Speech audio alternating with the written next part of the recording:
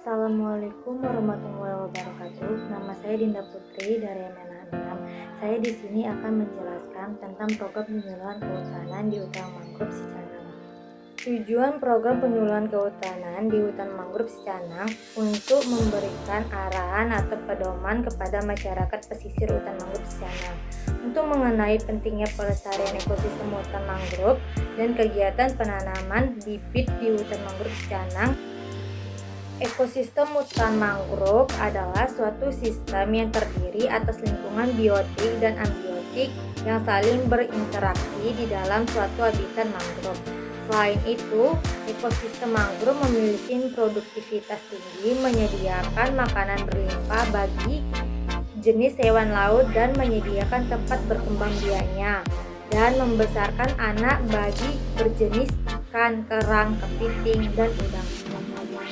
Kota Medan merupakan ibu kota Provinsi Sumatera Utara. Kota Medan berbatasan dengan laut di bagian timur laut, sehingga membutuhkan hutan mangrove untuk mencegah terjadinya abrasi di bagian pantai.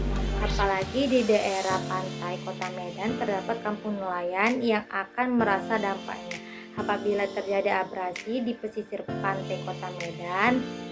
Secara geografis, Kota Medan terletak pada titik koordinat 2 sampai 27 derajat dengan 2 sampai 47 derajat lintang utara dan 98 derajat sampai 35 derajat dengan 98 sampai 44 derajat bujur timur. Memiliki luas 26,150 hektar di Kota Medan, berada pada ketinggian 2,5 sampai 37,5 di atas permukaan laut dengan kemiringan tanah bervariasi antara 0 sampai 3% yang cenderung datar.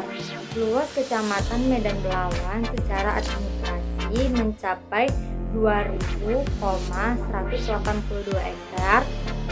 Kelurahan Belawan Sicanang merupakan kelurahan yang berada di Kecamatan Medan Belawan, Kota Medan, yang memiliki kawasan hutan mangrove yang masih alami dan berpotensi untuk dijadikan kawasan ekowisata. Di Kelurahan Belawan Sicanang dapat dijadikan sebagai tempat edukasi maupun ekowisata. Potensi hutan mangrove pada umumnya memiliki tekanan berat sebagai akibat dari tekanan kritis ekonomi yang berkepanjangan.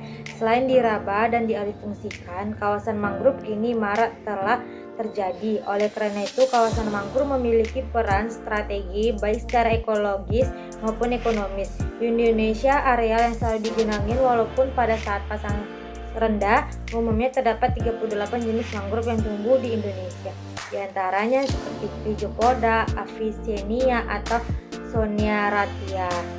Rencana pada kegiatan penyuluhan yaitu diadakan di Jalan Pulau Sicanang, Kelurahan Belawan Sicanang, Kecamatan Medan Belawan, Sumatera Utara. Sarana dalam kegiatan penyuluhan ini dapat dilakukan pada masyarakat pesisir pantai Sicanang sebagai peserta dalam melakukan upaya ekosistem mangrove Sicanang.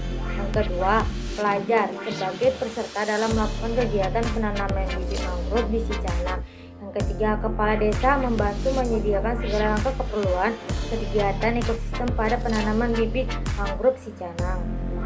Langkah-langkah yang dilakukan pada kegiatan penyuluhan yaitu sosialisasi tentang pentingnya ekowisata mangrove Sicanang, bertujuan untuk meningkatkan pengetahuan masyarakat, pelajar, dan kepala desa tentang ekowisata dan penanaman mangrove. Yang kedua, dilakukan penanaman bibit mangrove di Desa Sicanang bertujuan untuk salah satu usaha yang memproduksi berbagai produk pariwisata berdasarkan sumber daya alam, pengolahan ekowisata untuk meminimalkan dampak terhadap lingkungan hidup serta pendidikan yang berasas lingkungan hidup. Biaya penyuluhan yang digunakan untuk kegiatan operasional penyuluhan serta untuk memenuhi sarana dan prasarana yang di sekitarnya akan dibutuhkan dalam kegiatan penyuluhan di Jalan Pulau Sicanang, Kelurahan Belawan Sicanang, Kecamatan Medan Belawan, Sumatera Utara. Adapun rincian dana yang dibutuhkan yaitu biaya pemateri atau perjalanan intensif sebesar 150 pulang pergi, internship sebesar 700.000 pulang pergi.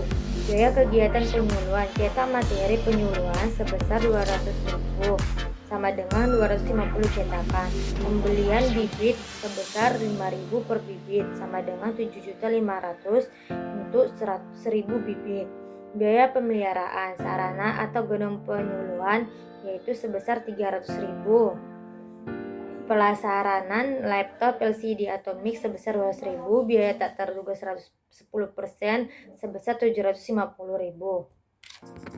Terima kasih kepada Bapak Dr. Oke Asnanda Syaputra MP selaku dosen Praktikum Komunikasi dan Informasi Kehutanan, dan terima kasih juga teman-teman yang sudah melihat video ini.